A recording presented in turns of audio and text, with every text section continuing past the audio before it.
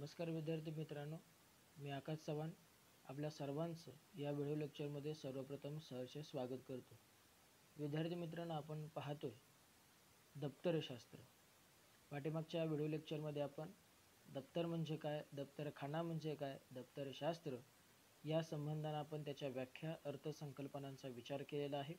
त्याचबरोबर दप्तरांचे असणारे क्षेत्र याचाही आपण पाठीमागच्या लेक्चरमध्ये आढावा घेतलेला होता। या लेक्चरमध्ये आपण दप्तरांचे प्रकार जाणून घेणार आहोत। मित्रांनो, कागदपत्रे हे नैसर्गिकरित्या निर्माण होत असतात आणि त्यामुळे या सर्व कागदपत्रांना अत्यंत अमूल्य असं महत्त्व असलेलं आपल्याला दिसून येतं आणि म्हणून त्यांची साठवणूक केली पाहिजे, त्याचा सांभाळ केला पाहिजे। आणि ही सांभाळ करत असताना, त्याची साठवणूक करत असताना काही गोष्टीची काळजी घेणं अत्यंत महत्त्वाचं असतं। प्रामुख्याने कागदपत्रांचं काळजी घेत असताना, त्याची साठवण करत असताना त्याचं सर्वप्रथम वर्गीकरण करता आलं पाहिजे आणि ते वर्गीकरण करत असताना नेमकं त्या कागदपत्राचं स्वरूप कसं आहे हे स्वरूप पाहून आपल्याला वर्गीकरण केलं जातं। मग हे सर्वसाधारणपणे वर्गीकरण जे केलं जातं त्यानुसार दप्तराचे प्रामुख्याने 2 वर्ग पडतात। त्यामध्ये मुख्य 2 वर्ग आहेत, ते म्हणजे कार्यालयीन कागदपत्रे आणि 2 बिगर कार्यालयीन कागदपत्रे। आता जी कार्यालयीन कागदपत्रे आहेत, या कार्यालयीन कागदपत्राचे परत 2 भाग पडतात। त्यामध्ये सार्वजनिक कागदपत्रे, ज्याला आपण सरकारी कागदपत्रे असं म्हणतो, आणि 2 अर्ध सार्वजनिक कागदपत्रे। तर सरकारी कागदपत्रांचा आपण या ठिकाणी विचार करूया की सरकारी कागदपत्रामध्ये कोणकोणत्या गोष्टींचा समावेश होतो आणि ज्या गोष्टींचा समावेश होतो त्यांचा प्रामुख्याने या दप्तरखान्यामध्ये कसा समावेश केला जातो, त्यांचा सांभाळ कसा केला जातो आणि यामध्ये नेमक्या कोणकोणत्या गोष्टींचा त्या ठिकाणी उहापोह केलेला आहे, या संबंधाने आपण या सरकारी कागदपत्रांचा विचार करूया। सरकारी कागदपत्रे पाहत असताना सरकारी कागदपत्रांचे प्रामुख्याने 3 भाग पडतात, ज्यामध्ये राज्यकारभाराची पत्र, सरकारचे व्यावहारिक पत्रे आणि खाजगी पत्रे असे 3 प्रामुख्याने भाग पडत असतात। त्यामध्ये पहिला आहे तो म्हणजे राज्यकारभाराची पत्रे। राज्यकारभार विषयक असणारे जे पत्र आहेत, या पत्रामध्ये प्रामुख्याने वर्तमान स्थितीचा उल्लेख केलेला असतो।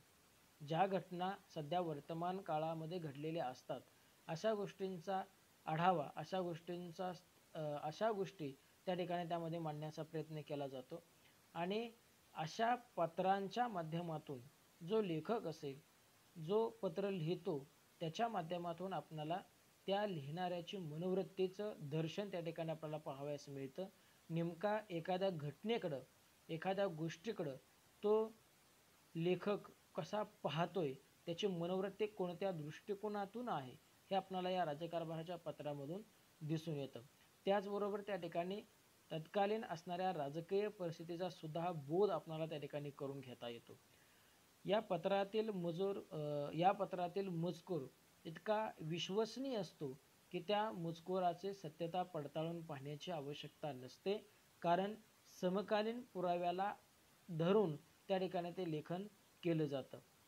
राज्यकारभार विषयक पत्रामध्ये राजकीय विषय असतो, यामध्ये काही दुमत नाहीत। त्याचबरोबर गतकाळातील राज्यकारभाराची सूत्र समजावून घेण्यासाठी ह्या राज्यकारभाराची पत्र हे आपल्याला अत्यंत महत्त्वाची ठरत असतात। आपण जर विचार केला तर महाराष्ट्रामध्ये वासुदेव शास्त्री खरे, की ज्यांनी ऐतिहासिक लेखसंग्रह प्रसिद्ध केले आहेत आणि त्यामध्ये जे काही कागदपत्रे आहेत ते प्रामुख्याने या राज्यकारभाराच्या पत्रामध्ये त्या ठिकाणी मोडली जातात किंवा अशा पद्धतीचे त्या ठिकाणी ते पत्र असले आपल्याला दिसून येतात। म्हणजे एकंदरीत तत्कालीन कालखंडातील राजनीतीचा अभ्यास करण्यासाठी, तत्कालीन कालखंडातील राजनीती अभ्यासनासाठी ही राज्यकारभाराची पत्रे आपल्याला उपयुक्त ठरतात। 2 आहे ते म्हणजे सरकारी व्यावहारिक पत्रे। या सरकारी व्यावहारिक पत्रामध्ये नेमक्या कोणकोणत्या गोष्टी येतात त्यांचा आपण विचार करूया। तर त्यामध्ये सरकारी पत्रातून जे काही विषय मांडलेले असतात ते प्रामुख्याने व्यावहारिक दृष्टिकोनातून मांडलेले असतात। मग त्यामध्ये खंडणीचे विषय असेल किंवा खंडणीचे पत्र असेल, सनद असतील, रोखे असेल, त्याचबरोबर खुर्दकम आहे, मुलकी कारभाराचे हुकूम असतील, त्याचबरोबर सनदी नोकरांच्या संरक्षणाकरता काढलेले आदेश असेल, या सगळ्या गोष्टींचा समावेश या सरकारी व्यावहारिक पत्रांच्या मध्ये केला जातो। आणि अशा प्रकारातील पत्र व्यवहारामध्ये अनेक सामाजिक आणि धार्मिक प्रश्नांचा सुद्धा समावेश हा केलेला असतो। मध्ययुगीन कालखंडाचा जर आपण विचार केला तर तत्कालीन कालखंडातील असणारे जे बादशाह होते किंवा सुरुवातीला सुलतान जे होते तर या सुलतानाने त्याचबरोबर या बादशहाने राजे मंडळीने त्यांच्या अखत्यारीत किंवा त्यांचा असणारे जे मंत्रिमंडळात असणारे जे काही मंत्री होते त्यांना वेगवेगळ्या पद्धतीचे वेगवेगळ्या विषयासंदर्भामध्ये काही फरमानं पाठवले जात होते. तर अशा पद्धतीने जे काही फरमानं पाठवले जात होते तर त्यांचा समावेश सुद्धा या सरकारी व्यावहारिक पत्रांच्या मध्ये केला जातो. आणि विशेषतः या सरकारी व्यावहारिक पत्रामध्ये जे काही पत्र येतात विशेषतः मध्ययुगीन कालखंडातील तर त्याला त्या ठिकाणी डौलाची पत्र असं सुद्धा त्या ठिकाणी म्हणलं जात असे. तर आपण पाहिलं राज्यकारभाराची पत्रे त्याचबरोबर सरकारची व्यावहारिक पत्रे. तिसरा घटक आहे तो म्हणजे खाजगी पत्र.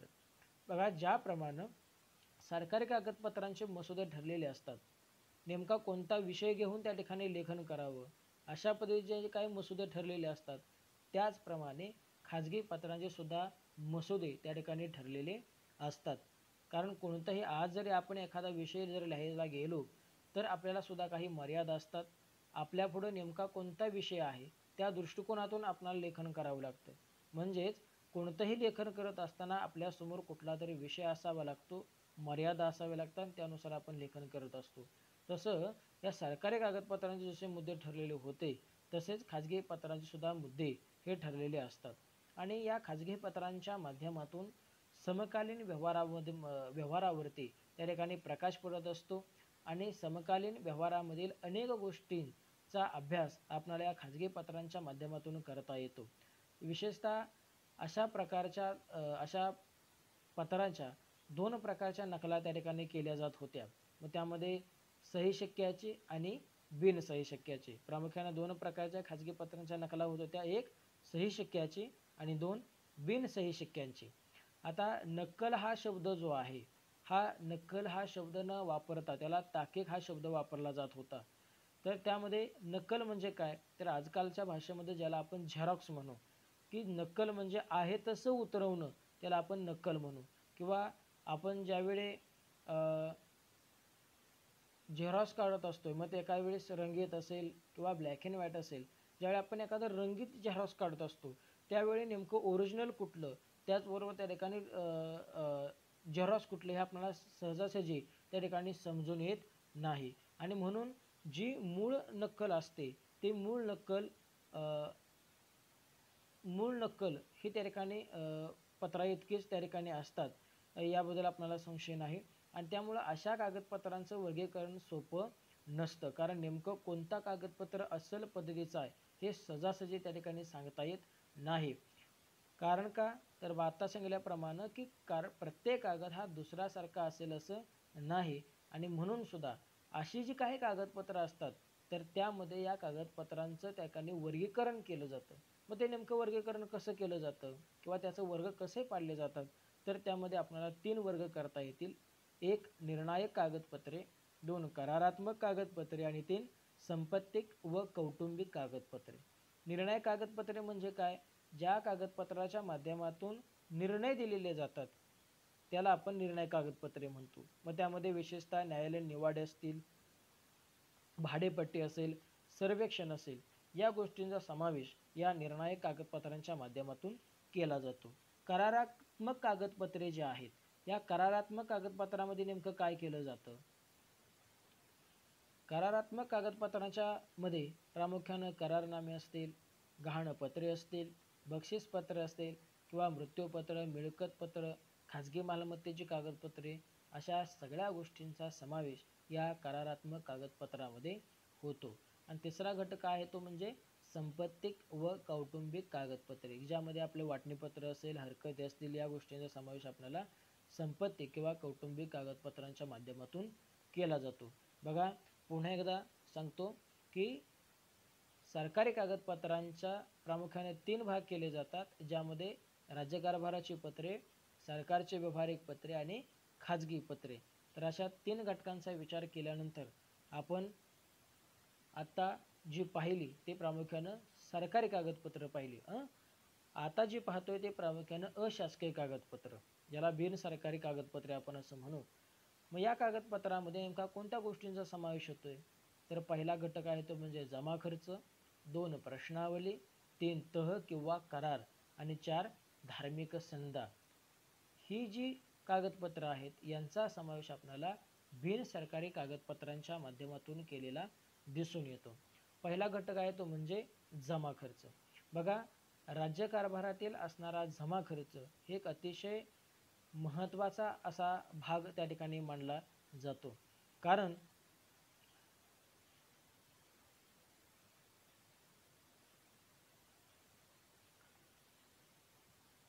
कारण पुराव्याच्या दृष्टिकोनातून अत्यंत महत्त्वाची त्या ठिकाणी ही जमा खर्चाला महत्त्व असलेलं आपल्याला दिसून येतं.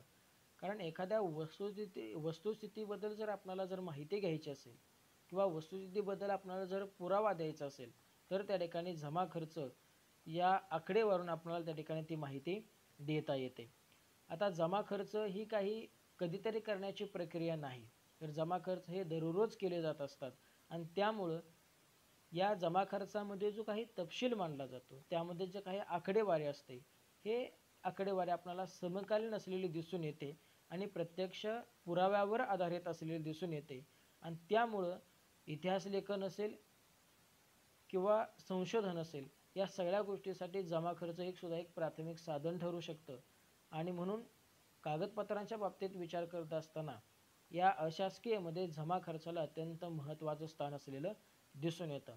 जमा खर्चाची नक्कल काढून ठेवण्याची गरज नसल्याने जमा खर्च अव्वल साधन असलेलं दिसून येतं. जमा खर्चामधील असणारा तैनात जाबता हे एक प्रकार अत्यंत महत्त्वाचा असलेला आपल्याला दिसून येतो. दुसरा घटक आहे तो म्हणजे प्रश्नावली. बघा, ज्यावेळी इतिहास संशोधक इतिहास लेखन करत असतो किंवा ज्यावेळी संशोधन करत असतो त्यावेळी एखादा विषय डोळ्यासमोर ठेवून त्या ठिकाणी त्याला प्रश्नावली तयार करावी लागते आणि ज्यावेळी तो प्रश्नावली तयारी करतो त्यावेळी प्रश्नावलीच्या माध्यमातून त्या ठिकाणी अनेक गोष्टींची माहिती त्या ठिकाणी त्याला होत असते. म्हणजे या प्रश्नावलीमध्ये जे काही प्रश्न विचारले जात असतात ते प्रामुख्याने संशोधनाच्या कामासाठी अत्यंत उपयुक्त ठरतात आणि अशा प्रश्नावलीमधून लोकांचं त्या ठिकाणी म्हणणं आपल्याला समजावून घेता येतं. एखाद्या गोष्टीकडं एखाद्या विषयाकडं बघण्याचा दृष्टिकोन त्या ठिकाणी आपल्याला पुढच्या व्यक्तीकडून समजून घेता येतो. प्रश्नावली जी पद्धत आहे ही प्रश्नावली पद्धत प्रामुख्यानं अमेरिकेचे असणारे राष्ट्राध्यक्ष जॉर्ज वॉशिंग्टन यांनी ही प्रश्नावली पद्धत प्रामुख्यानं सुरुवातीला वापरलेली होती आणि प्रश्नावलीमधून आपल्याला बऱ्याच गोष्टी आकलन होत असल्यामुळं अनेक गोष्टींचं त्या ठिकाणी समजत असल्यामुळे त्या इतिहास संशोधकाला अत्यंत उपयुक्त ठरत असतात. पुढचा घटक आहे तो म्हणजे तह किंवा करार. बघा, तह आपण जर विचार केला तर मध्ययुगीन कालखंडामध्ये मोठ्या प्रमाणामध्ये त्या ठिकाणी तह केले जात असं दिसून येतात. म्हणजे अगदी मध्ययुगीन कालखंडच नाही तर प्राचीन कालखंडापासून ते आधुनिक कालखंडापर्यंत या कराराला अत्यंत महत्त्वाचं स्थान असलेलं दिसून येतं. आता जर आपण पाहिलं तर भारत आणि चीन करार असेल किंवा भारत आणि अमेरिका करार असेल, असे करार हे आज 21व्या शतकामध्ये सुद्धा त्या ठिकाणी घडून आलेले दिसून येतात आणि त्यामुळे हे तह किंवा करार जो आहे तो अत्यंत अव्वल दर्जाचं एक प्रकारचं महत्त्वाचं साधन हे ऐतिहासिक दृष्टिकोनातून असलेलं आपल्याला दिसून येतं. जे काही तह असतात याचं स्वरूप मात्र आपल्याला साचेबंद असलेलं दिसतं आणि यामध्ये जे काही कलमे दिलेले असतात त्यावरून त्या ठिकाणी तहाच्या पूर्वीची काही परिस्थिती होती आणि त्यामध्ये जे तह करणारे आहेत त्यांची भूमिका कशा पद्धतीची होती यांचा सुद्धा त्या ठिकाणी आपल्याला अभ्यास करता येतो. तहानंतर किंवा त्या करारानंतर नेमकी तिथली असणारी जी काही परिस्थिती आहे त्या तहाचा नेमका परिणाम आहे या परिणामांचा सुद्धा ठिकाणी विचार आपल्याला करारांच्या माध्यमातून त्या ठिकाणी करून घेता येतो. आपण जर उदाहरण जर पाहायचं म्हणलं तर मी तुम्हाला ठिकाणी व्हर्सायचा तहाचं उदाहरण त्या ठिकाणी देऊ शकेन की ज्यावेळी 1918 साली पहिल्या मुद्द्याच्या परिस्थितीमध्ये व्हर्सायचा तह झालेला होता. या व्हर्सायच्या तहाच्या माध्यमातून आपल्याला पहिल्या महायुद्धाची त्या ठिकाणी माहिती मिळते किंवा त्यापेक्षा अत्यंत सोप्यातलं सोपं उदाहरण म्हणजे 1665 साली ज्यावेळी मिर्झा राजा जयसिंग आणि छत्रपती शिवाजी महाराज यांच्यामध्ये जो पुरंदरचा तह झालेला होता की ज्या तहामध्ये छत्रपती शिवाजी राजांना 4 लाख होलांचा प्रदेश आणि 23 किल्ले त्या ठिकाणी मोगलांना द्यावे लागलेले होते. एकंदरीत छत्रपती शिवाजी महाराजांच्याकडे नेमकी संपत्ती किती होती, त्या कालखंडात महाराजांच्याकडे किल्ले किती होते, या गोष्टींचा आढावा आपल्याला करारांच्या माध्यमातून घेता येतो. आणि म्हणून ऐतिहासिक साधन म्हणून इतिहास संशोधक असेल, विद्यार्थी असेल, अभ्यासक असेल, यांना हे तह किंवा करार अत्यंत महत्त्वाचे ठरत असतात. पुढचा गट काय तो म्हणजे धार्मिक सनदा. तर बघा, सनदा म्हणजे नेमकं काय, ज्याला अत्यंत साध्या सोप्या भाषेमध्ये आपण असं म्हणू की परवानगी. मग धार्मिक संधा म्हणजे काय, की नुसत्या ज्या सनदा असतात ह्या राजकीय हेतूने दिलेल्या असतात, मात्र आर्थिक सनदा असतात या आर्थिक संधा धार्मिक हेतूने दिलेल्या असतात. बघा पुन्हा एकदा, नुसत्या सनदा या राजकीय हेतूने दिलेल्या असतात आणि आर्थिक संधा या धार्मिक हेतूने दिलेल्या असतात. मराठ्यांच्या इतिहासाचा जर आपण आढावा घेतला तर त्या ठिकाणी अशा अनेक सनदा आपल्याला दिसून येतील की ज्यामुळं त्या कालखंडातील लोकांची धर्माविषयीची असणारी भावना कशा पद्धतीची होती, कोणकोणत्या देवदेवतांना त्या ठिकाणी मानलं जात होतं, अशा गोष्टींचा समावेश आपणाला या सनदांच्या माध्यमातून, धार्मिक सनदांच्या माध्यमातून दिसून येतो. मराठ्यांच्या इतिहासामध्ये हिंदू लोकांच्या प्रमाणेच मुसलमानांना सुद्धा या धार्मिक संधा दिलेल्या दिसून येतात. म्हणजे एकंदरीत त्या कालखंडातील असणारं तत्कालीन धार्मिक धोरण कशा पद्धतीचं होतं या गोष्टींचा आढावा आपल्याला या धार्मिक सनदाच्या माध्यमातून घेता येतो. तर अशा पद्धतीनं आपण काही सरकारी कागदपत्र आणि अशासकीय कागदपत्र हे ठिकाणी पाहिलेले होते. तर त्यामध्ये सरकारी कागदपत्रामध्ये कोणकोणत्या गोष्टींचा समावेश होतो, तर विशेषतः सरकारी कागदपत्रामध्ये राज्यकारभाराविषयक असणारी कागदपत्रे असतील, त्याचबरोबर त्या ठिकाणी सरकारचे व्यवहारिक पत्र असेल आणि खाजगी पत्र असेल, हे मुख्य 3 प्रकार आपल्याला सरकारी कागदपत्रांच्या माध्यमातून दिसून येतात. आणि अशासकीयमध्ये जमा खर्च असेल, प्रश्नावली असेल, त्याचबरोबर तह किंवा करार असतील आणि धार्मिक संधा या गोष्टींचा समावेश आपल्याला या अशासकीय कागदपत्रांमध्ये केलेला दिसून येतो. धन्यवाद. यानंतर पुढच्या लेक्चरमध्ये आपण दप्तरखान्याची वैशिष्ट्ये पाहू. तोपर्यंत धन्यवाद. पुढचे लेक्चर महत्त्वपूर्ण ऐका.